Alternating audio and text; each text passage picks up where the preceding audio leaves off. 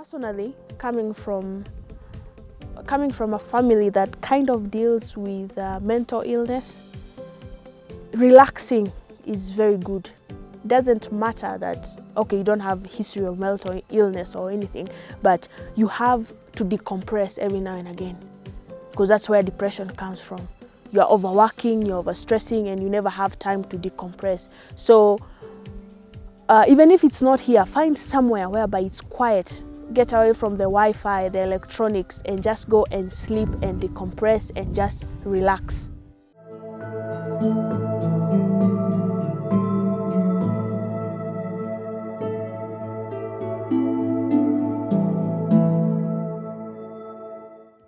My name is Philomena Kafura Njore Dixon.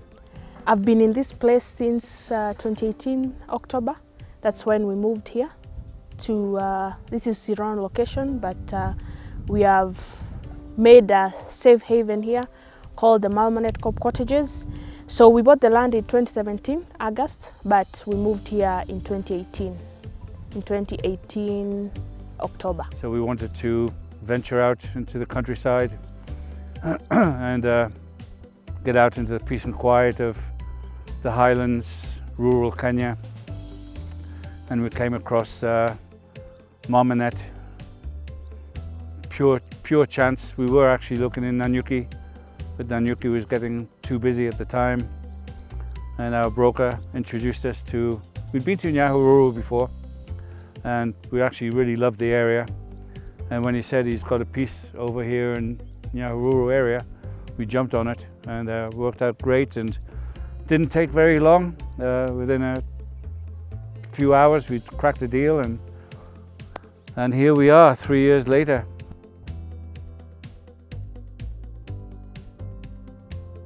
When we came here, there was a drought, and what you see around here was not there.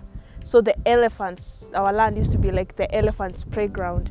Every morning you used to see elephants passing through your shamba and everything. You're having a cup of tea, there's an elephant. So that's the number one thing that I'll say. It was amazing because those things are huge. And then the second one was the experience in building cob. I had never worked with cob before, but now I was there, it being made. I visited a lot of cob houses in Kenya until I came down to choosing cob as a material, because it was of its affordability. All the other houses I was looking at, all the other building materials I was looking at, they were off my budget, but cob fitted, and yeah, it was an amazing experience building the cob from scratch to what you can see now. You know, the elephants in the forest actually pushed us to doing guest houses instead of just farming. The elephant problem actually pushed us into a direction of more diversity. I've always been very much into diversity in my farming career, and so when I was seeing my avocados and sapote and everything being trampled by elephants every night, I said to my wife, I said, you know, why don't we go with this accommodation guest house idea that you've got? Instead of tackling the elephants, let's just try and work around it.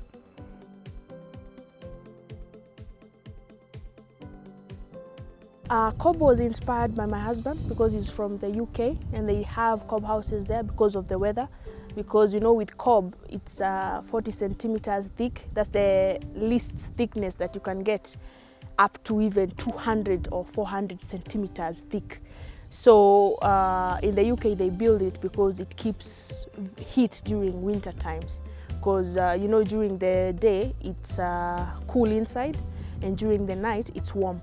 Because the cob walls, the thickness of the cob walls, because it's just that is sand, straw, and soil mixed together and rammed together. So it keeps the heat, draws in the heat during the day, and then during the night, as it's sucking in the cold air, it pushes in the warm air. We've just built a place from our own personal passions, really. There was no template, there was no architect, there was no engineers, there's nobody, no hydrologists. no geologists, just Philomena had a design, a concept, and she built it all herself. She managed the crew. She had hired a bunch of local boys here in the Ciron area, or Chambanieri is our neighborhood as we call it. And the main cobber came from Nanyuki, and he lived in a little accommodation there, and the boys helped. Everything we used to build was pretty much we got from local people, which was also a real important thing for us being newcomers to the area and doing something a little bit different, that trying to get local people involved was really important to us. So we were able to buy the thatch from local people, the wood for the roof, ingredients for the actual cob, and so it was great. We really got women, some of these old women around here. They come in and they put on the mud floors, mix manure and mud and straw, and they're just down there, putting it on there, slapping it on. It was brilliant. That's the kind of stuff and we want to continue doing that. And a good side story for that is that the boys who learned how to build cob are now out on their own down in Narok somewhere, and they've been busy for like a whole year building cob all on their own. They just ventured out bravely, They only did 2 buildings, but they took it and ran with it.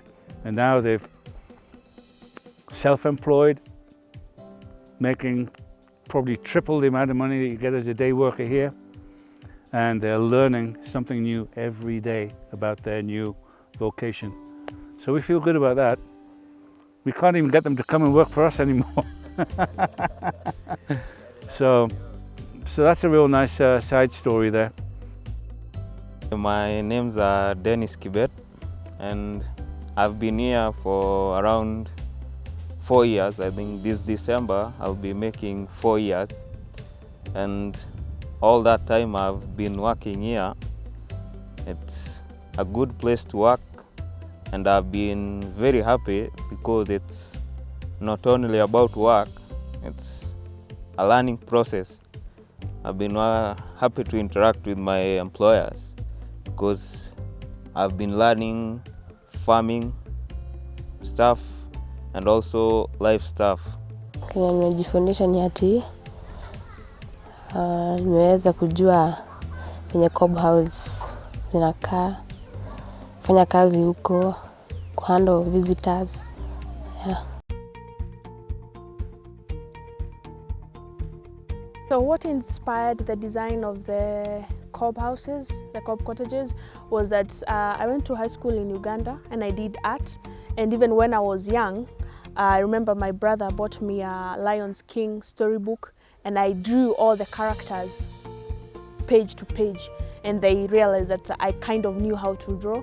So when I was in high school in Uganda, I did art because it was a subject there, and I really liked it. So from a very young age, since when I was like 4 years old, when I got the Lion book, storybook, and started doodling and drawing all the characters, I would say that I have an artistic mind, and I love imperfections, because our art teacher used to say that all mistakes in art it's art. So I don't like boxes, so I try to be as artistic and curvy as I can. So I would say my artistic mind and my little art in high school is what inspired the designs of the cob houses.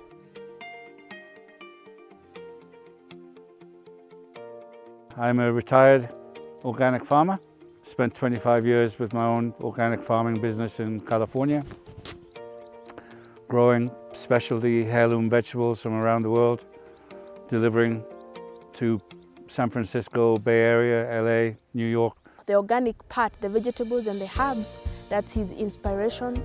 And then with the flowers, I love flowers because my mom used to love flowers, and she had grown flowers all around the small rental house that we used to live when she was a teacher. So I love flowers, and personally I love colors, and flowers do have a variety of colors. And then with the inspiration with the indigenous trees is like everybody is planting wood trees, hybridized wood trees, and it's for commercial, and some of them, like the blue gum, their leaves are toxic.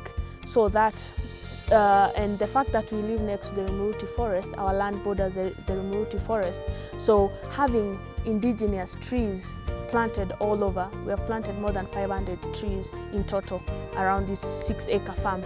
So having them in here, they have a lot of benefits. Some of them are medicinal, some of them will be homes for birds and other insects which are beneficial to plants. So, and they have beautiful flowers, and it's about time that we start going back to nature and appreciating it more, because if we continue killing it, then it's gonna kill us.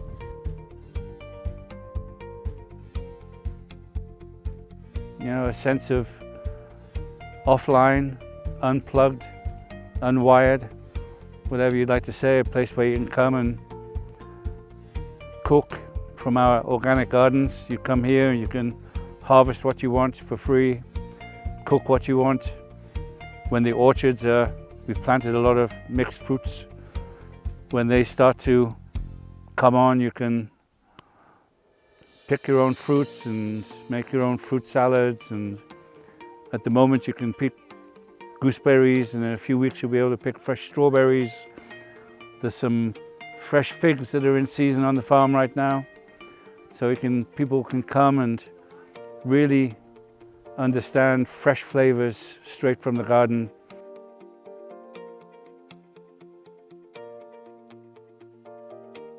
We're not trying to entertain people here. All we are doing is offering peace and quiet, really. You know, and you can come, read a book, write a book, you know. You can go on a daily adventure to some conservancy. We've got the Rumuruti forest, literally bordering a 5-minute walk from your bedroom to the forest. We've got we work with the elder of the village here, Mr. David Kaboy, and him and another fella, they've lived here most of their life. They take our guests into the forests. It's a place where people can come and just be themselves and get out of the routine of the Monday through Friday type thing. And you know, life is so busy and so electronic and wired these days, and we're all like looking into something all the time, it seems like, you know. So here you can come and just do something a little bit different, and we hope that it's an experience where people get to recognize some things that they need more of. Find time to relax and decompress and take care of yourself.